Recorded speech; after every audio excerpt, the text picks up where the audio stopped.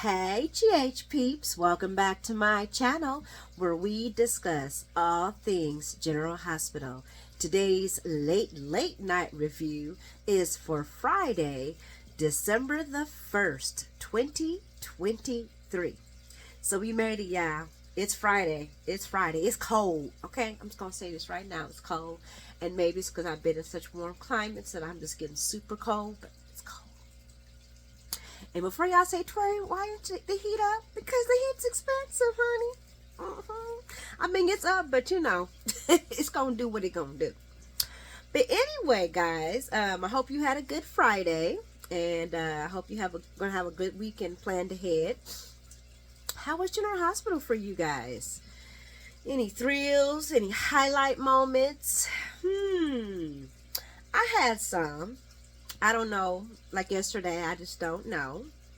Mr. Brennan, the one who came to Kelly's, he's definitely an attractive man. He's tall with an accent. Oh yeah, he's oddly enough, he is more of Carly's type than, let's say, Drew. And no, I'm not pairing anybody together because it's obviously Mr. Brennan isn't up to no good. But this is gonna get spicy. I just want them to get this spicy. If we're not gonna get Alcazar, unfortunately, then Brennan will do, honey. Brennan will do. Whew, I'm just telling you now. And then the sunny scene with Dex. Lord, fix it. Fix it, Lord. Fix it. But anyway, let's get it going, guys. And it starts off at the Quartermain's residence. And we got Lois prepping some veggies while Brooklyn's talking about her grandma Gloria. And I think I called her the wrong name yesterday. But yeah, Grandma Gloria.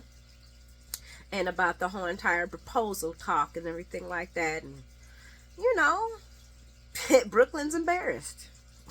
she doesn't want, she thinks that might have made Chase go a hiding away. And it didn't, because lo and behold, Mr. Chase does show up. And this is after Brooklyn telling her mother that, you know, she's happy with the way things are. She doesn't want to rush nothing. They just moved in and all that other stuff. And Chase shows up with a bottle of wine, and Lois is happy to see him. And then, you know, let's see, Chase walks in with the wine. Chase asks what was the conversation about. And Lois says him, and Brooklyn says Blaze. Chase just smiles because he knows about him in the first place. And Brooklyn brings up the first time they had sung together, and Chase just is like watching Lois cut up the veggies, and he's impressed by how she's handling those vegetables with them nails. And I think I don't know, but anyway. But Lois does apologize to Chase about what her mother was saying, and you know, about putting the ring on it and everything like that. But then, you know, Mom Lois didn't let it go, you know what I'm saying, because she still was talking about, you know, how her mother's old-fashioned, and in her time, you know what I'm saying, you fall in love, you find somebody that you want, you put a ring on it. And Brooklyn spits out her wine. Even as, like, Lois is trying to, you know, cover it up and saying, you know, we just showing that we really approve of you and that we like you and that, you know, our daughter's happy and that we could tell she's just, you know, all full of love. You know what I'm saying? So put a ring on it, motherfucker. Put a ring on it. So Lois runs off to take a phone call, and while she's gone, Brooklyn apologizes to Chase. Is like, there's no need, it's all good. And then they discuss weddings and ultimate weddings and other people's weddings, and Brooklyn's just trying every which way to kind of change the subject but stay on the subject. She's just all over the place. And I'm not going to talk too much, but to say that, you know, Chase eventually pops the question. And I don't know about y'all, but I see Brooklyn fucking it up and saying, no, let's wait, and da-da-da, and let's just make sure. And I'm thinking, girl, y'all been playing house for how long? And no, I mean not living together, but first they were living together when Bailey Lou was involved. So I'm just like, come on, we grown here. We grown here, Brookie. Go ahead and take that man that wants to marry you. Go ahead and go down. I mean, some people might not agree with that, and that's okay. But if you're playing, I mean, it's been a long time now. Okay, we've been waiting on them to get together anyway. But I see, something happening. They're gonna do something big for them. It'll be beautiful. I like Brooke and Chase together. And then we go to Molly and Christina, and this was another. Well, this was just a crazy scene. So we get to see a new set. Go Frank! Got the new set going on. We get to see Christina's new apartment, and Molly's just shocked, and she's just like. And Christine's like, what's going on? And she's like, I've never been here. And don't worry, Molly, none of us have been there. But we get the first couple of minutes how she's just like, ooh, I just never been here. I've never been to your spot. And they go back and forth about, well, what about this? Oh, we met here, we met there, but we've never met here. And Christina's like, well, it was never on purpose. And Molly's like, oh, no, it's okay. It's okay. And Christina makes some sort of thing about, how her apartment's not really set up for a lot of people anyway and whatnot. And I'm all sitting here just saying, like, did we need to hear this? I mean, nobody's been to this apartment. Nice to see it. But, yeah. Anyway, Molly eventually gets to the point of telling Christina what's happening. And that those photos that she dropped was the list of surrogates. And Christina's like, well, is there anything wrong with them? And Molly's like, no, it's me. And Christina's like, you're not my sister. And she tells about, of course, Christina already knows about the young lady missing, losing a baby. But Molly tells her about the fact that she did meet up with the woman. And, because she still wants to do it. And now she's afraid that TJ doesn't want to do it ever. And Christine comforts her and lets her know that it's not going to be forever and that, TJ's going to come around. But she's really proud of her sister for finally feeling real emotions and not trying to control them. And then she pops up and says, hey, but while we're bonding and falling back in love with each other, let me be your surrogate. Come on, sis. Let me do it. I wasn't thinking all the way about it, but I've thought a lot about it now, and I'm really serious. I would really like to help you guys. Plus, this would be a baby born from our family and TJ's. Woo, what greater thing. And Molly's like, oh, are you sure? And she's like, yes. And there's love and hearts all over the place. And Molly says, well, I'm not going to make a decision until I talk to TJ because I need to talk to TJ. Moving along, we go to Finn and Liz, and they're having a romantic dinner, and I think it's at the Metro Grill. I think that's the Metro Grill, but whatever it is real nice. I like all the different sets we're getting on the soaps. This is really nice. But anyway, so they're having dinner, and Finn's telling her about the meeting with the lawyer and what Mr. Martin told him about, how this is going to be an uphill battle. And even Liz is crazy. I was like, well, we should just fire him. And he's like, no, he's being honest. And in this situation, it needs to be told, And Finn's just like, look, I'm just not a likable person. And I'm more analytical, which, you know what? Doctors are. A lot of them are. I've worked with a lot of them. Their patient bedside is disgusting, but they are very good and thorough doctors. Some doctors just, yeah. Anyway, so basically that whole entire meeting was about how Elizabeth's going to help Finn become more human. What, guys? Am I wrong? That's what it was about. Let's make Finn a human and not an alien or a robot. And Finn knows it's going to be an uphill battle because he's kind of a robot. Which, in Finn's behalf, so are a lot of doctors. That's just the nature of the beast. And then we roll on over to Carly and Mr. Brennan, honey. So Carly's at the Kellys, and Mr. Brennan walks up talking about, he wants, basically she serves him a good juicy hamburger. And he's just checking her out, smiling, checking her out. I don't know. Maybe it was me. I don't know. Y'all let me know in the comments what y'all think. Because I thought he was flirting. And Carly's just all throwing that beautiful hair back and forth. I love it. Bring on Mr. Brennan and Carly juice, honey. I'm getting off the subject. But anyway, while she's talking to Mr. Brennan about MetroCourt and about how Kelly's has the most phenomenal burgers, and she's ordering him up one, and while that's going, she sees a homeless guy. She's like, "Oh no, not again!" And she goes huffing and puffing, doop doop doop doop. That's how it seemed like outside. And she's like, "You can't stay here." And the guy's like, "Oh no, I'm going to leave." She says, "No, no, I don't mean you can't stay out here. I mean you can come inside. It's cold inside. It's cold out here. Come inside and get some heat and get something to eat." And the guy's like, "Oh, I don't like being around people." Guys, that's real. Homeless people normally would not want to go around normal people. They would, they don't want to be looked at, pointed at, made fun of. So that was actually played very well. And Carly's like, "Well, how about this? How about I just bring you something to eat? You stay right here, and I'll bring you something to eat, okay?" And she walks in, and she walks back into the door again, shaking her head, goes back there to order food while Mr. Brennan's watching her walk back and forth like, And he's thinking that she's telling the old guy he has to leave, and then he finds out that no, Carly actually got him a coffee, a sandwich, and some french fries, and brings it back out and tells him he can eat it outside right there. But if he wants to come in, he can't. And she goes back in, and he says, "Wow, I thought you were going to make the old boy leave." And she says, "Well, no, I wasn't, I just didn't want him outside. I'd offer to have him come inside where it's warmer." And he was like, "Well, having, homeless people can't be do too well for the business." And Carly was like, "Yeah, well, it is what it is. But I do end up giving half of the unused foods that we don't get, sell away to the homeless shelter. So at least he's getting a warm meal." Yeah, y'all know I love Carly, girl. I'm not going to stay. I'm not, She got her moments, honey.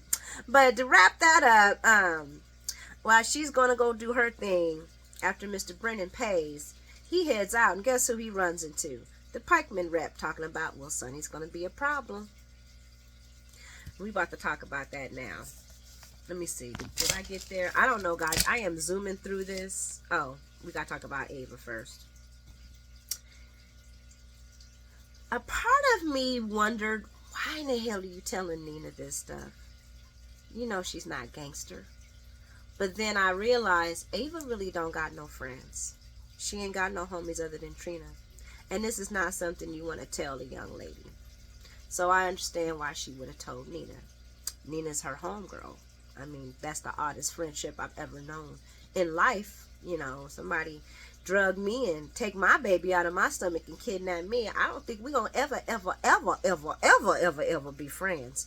But I digress. This is GH, and this is how they're writing it. So let's move on. So Ava tells Nina the breakdown about, Austin getting shot, Austin working for Cyrus and Austin working for Mason, about Nicholas, about how she unalived him, about then how he was actually not unalive, but live and well, and how Austin knew about it, and how he played her, and how they had the argument at the gallery, and there was no way that she could prove that she had no involvement. And then, like I just said, that she also talked about the letter and the picture. And then it's like, and she's like, their faces, guys, their faces were killer. Okay, every time they said something, she was like, "Girl, no," and she was like, "Girl, no," and they were like, "Girl, no," every time. Every time one of them had something to say, for the time Nina walked in, it was like, "Girl, no." That's all you seen. Mouth drops. The whole entire scene. That tells you right there that's Ava's homegirl. But anyway, but oddly enough, Nina didn't tell her about no tapes. But I guess it's because it was too much going on about this stuff. Or did Nina tell her about that? They probably did. They always spilling the dirt to each other. So then Nina says, "Well, then you have to tell the police." And this is why Nina ain't gangster. You don't tell the girl, what is wrong with you? The SEC, the police, the WSB. Will you stop telling people, Nina? You're going to get everybody fucking caught up. Shit. Girl, what is Sonny doing? That's because we don't have Sonny. We have Smike, which I really felt like it was very Smikey at the end of the Sonny scene with Dex. But I'm jumping ahead. And Ava's like, hell no, we don't call the police. We don't call the popo. We don't call the popo hoe. No popos. We don't call no popos. Besides, they're going to arrest me anyway because I look guilty. And she also tells Nina that everything leads back to Sonny. And Nina's like, well, why didn't he tell me? And she's like, because she don't want you involved. Duh, girl. Hell, I don't even want to be involved in this. And Nina's not happy that Sonny didn't tell her. And I'm like, I'm gonna leave that to the last story. So at the end, Ava ends up burning up the picture and the letter. Now I hope my girl stays down there and watches that burn to a flaming piece of ash, and then me personally would then put them ashes in water and run them down the sink. There is no way, because y'all already know what happens when you burn something in the fireplace in the soap opera. We all know what happens. Somebody come and find something burnt up with a half fingerprint, some weird stuff, and now you going to jail behind something that we can barely even, we thought was set afire. Ava, you better sit there and make sure that thing gets burnt up to a crisp. I'm just saying, because somebody gonna find it if you don't.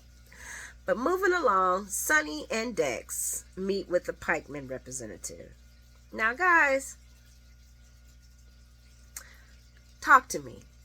I need my champions. I need you guys to talk to me. I need you to talk to Taweri. I need you to talk to Taweri, because I felt Smike all through this. I was like, either Sonny's playing Dex or I was concerned.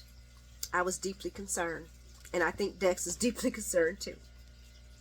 Because Pikeman walks up and he wants to make another shipment. And Sonny says, well, I told you I'm not doing any more business until you could tell me who took a shot at me. And the Pikeman rep like, look, bro, we ain't WSB or CIA.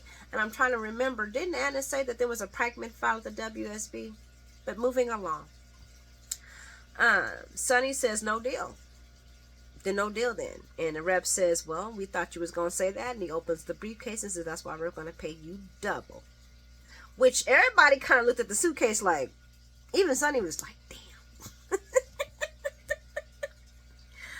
And then Sonny's like, nah, bruh, can't do it. Can't do it. Can't do it at all. And the man's like, oh, okay then. Closes the briefcase and walks out the door.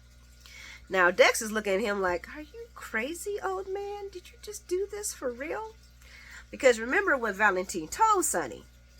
You either going to play along with these guys or you probably get ran down. Who knows? So, he asks Dex, do you think this was a good idea? Speak on it. Tell me what you think.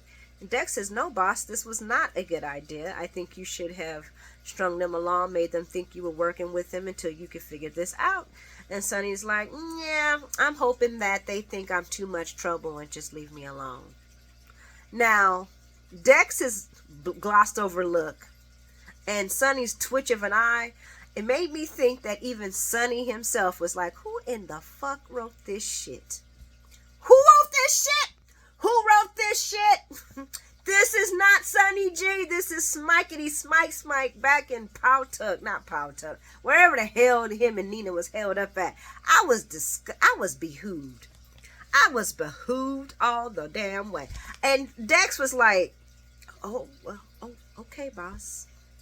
Yep, play it like that. They'll think you're, too much of a problem and they'll leave you alone. In my mind, I see Dex calculating how quick he can call Michael and tell them of the atrocity of what's happening with his father, and that now his father had just put a hit on the back of his head. So that's all I heard. That's all I heard. And when I had to watch this scene several times just so I can see Sonny's eyes shift, just to make sure that I wasn't seeing things. And when his eyes shift, I had to wonder, is he also saying who the fuck is writing this shit? Because who in the fuck is writing this? Come on, guys. Come on now. We need Jason back. Because I don't think Dex can handle this. Dex can't handle Sonny. Okay? Brock really can't handle Sonny.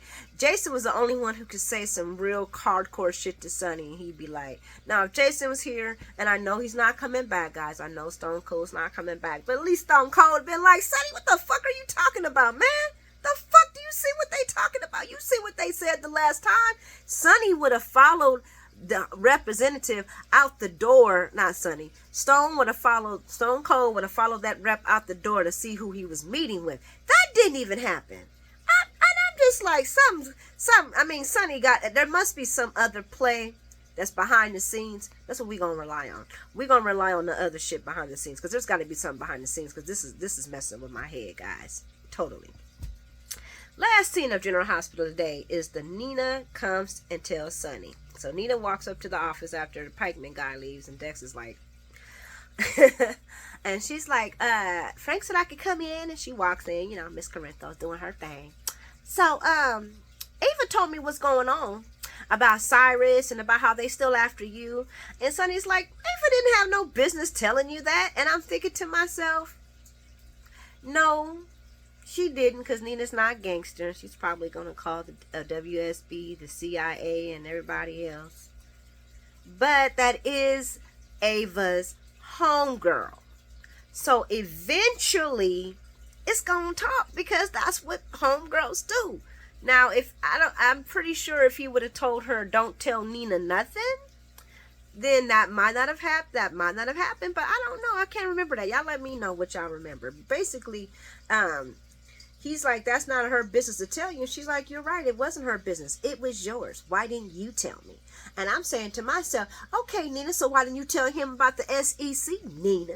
And why didn't you tell him about burning up the tape, but destroying the tape for your homegirl Valentine, Nina? Before you start talking about why aren't you telling me secrets? Why aren't you telling yours, Nina? See, this is what got Carly in trouble, Brenda in trouble, Connie in trouble, and all the other women that are in the past that couldn't hold on loud. But I mean, Carly did hold on. Carly and Brenda, yeah. Well, anyway, I'm just saying, guys, y'all know what she doing. She digging a grave, man, because you know how Sonny is. He ain't gonna think about nothing. He's gonna think about, so wait a second, so you was checking me about secrets, and you had all these secrets? Nina, you need to back down with the secret cause unless you're willing to tell the secrets yourself. But guys, I'm gonna let this go. I'm gonna get off here, because I ain't trying to hate on Nina, girl. I'm just trying to that's kind of hypocritical of you to do that, boo. And you ain't talking about the SEC or anything else you've been doing. But anyway, folks, like and subscribe if you like the content. I hope y'all have a really amazing weekend. I'm about to take my butt to bed because it is super late. Happy, what was I going to say? I was going to say happy holidays, but it ain't no holidays. I'm tired. It's like 2 o'clock. Probably later than that. I don't know. But y'all have a good night and a good weekend, and I'll talk to you soon. Mwah. Many blessings.